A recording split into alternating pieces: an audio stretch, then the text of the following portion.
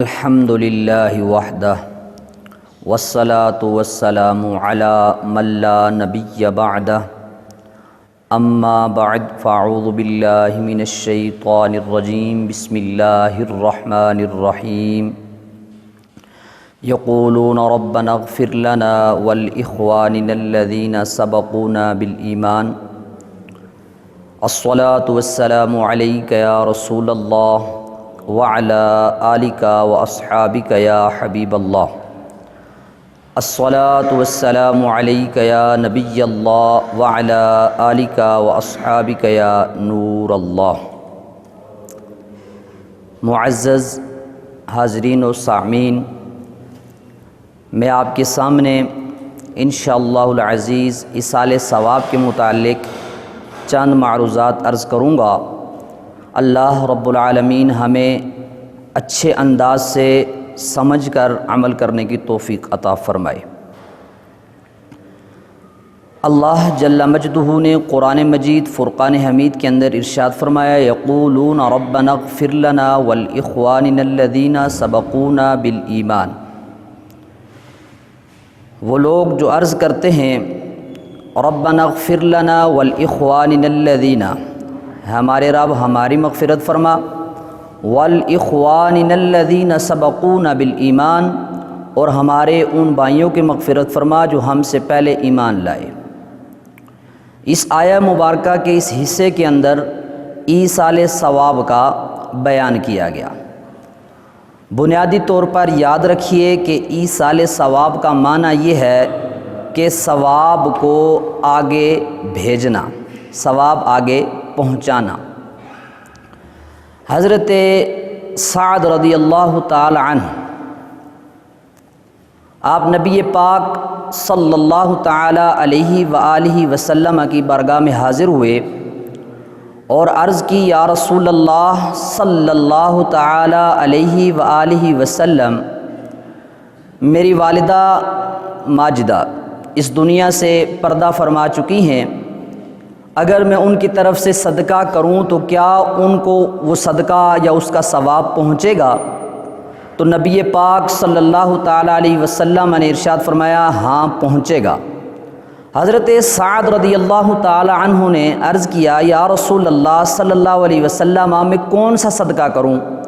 تو نبی پاک صلی اللہ علیہ وآلہ وسلم نے ارشاد فرمایا کہ پانی کا صدقہ کرو۔ حضرت سعد رضی اللہ تعالی عنہ نے کنواں کھدوایا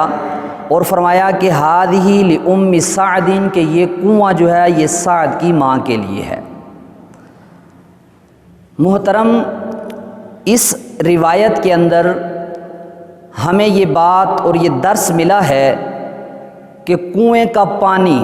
کہ جو حضرت سعد رضی اللہ تعالی عنہ نے کنواں کھدوایا اور اس کا ثواب جو ہے اپنی والدہ کے لیے کر دیا، تو اس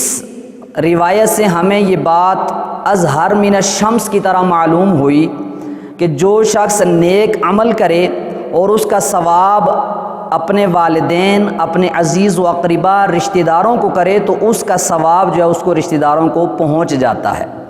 کیونکہ بالکل بدیہی سی بات ہے کہ حضرت سعد رضی اللہ تعالیٰ عنہ نے جب وہ کنواں اپنی والدہ کے لیے کہا، اور الفاظ حدیث مبارکہ کے یہ ہیں، ھذہ لأم سعد، کہ یہ سعد کی ماں کے لیے ہے۔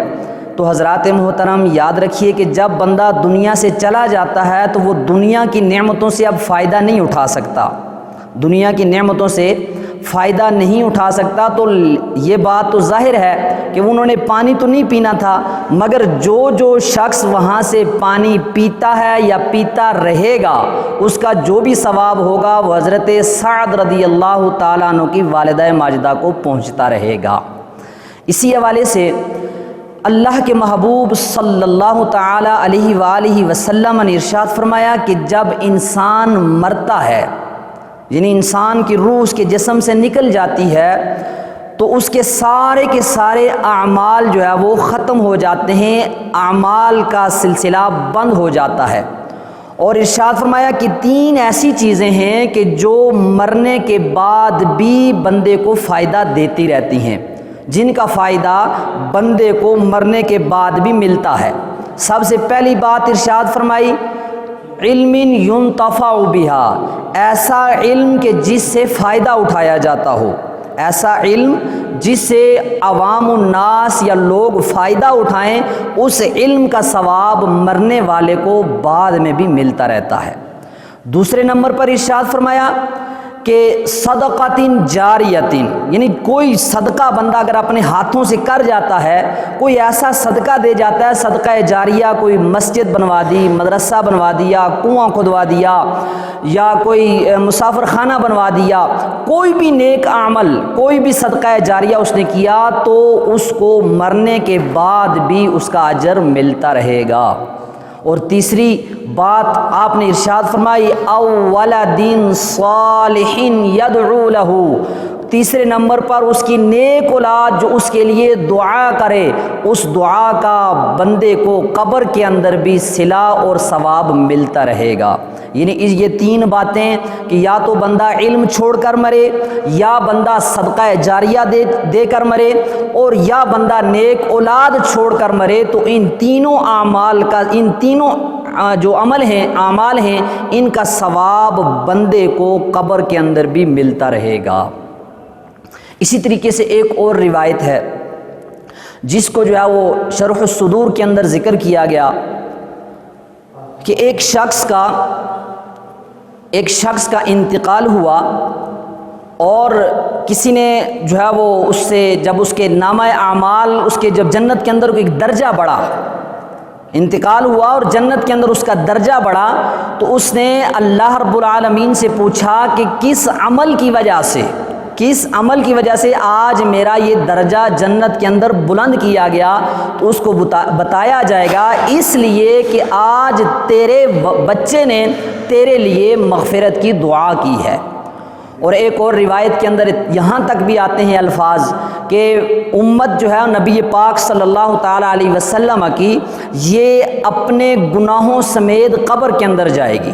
یعنی جو مرے گا وہ اپنے گناہ ساتھ لے کر جائے گا، مگر جب ان کو قبروں سے نکالا جائے گا،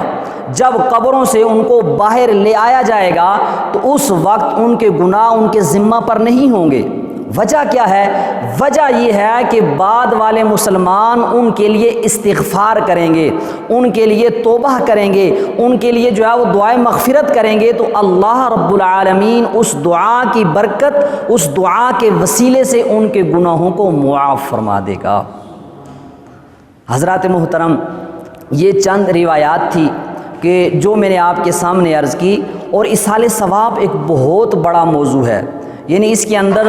بہت ساری احادیث مبارکہ، اسی طریقے سے قرآن پاک کی متعدد آیات بھی موجود ہیں۔ جو سنایا اللہ رب العالمین ہمیں عمل کرنے کی توفیق عطا فرمائے، آمین بجاہ النبی الامین صلی اللہ تعالی علیہ وآلہ وسلم۔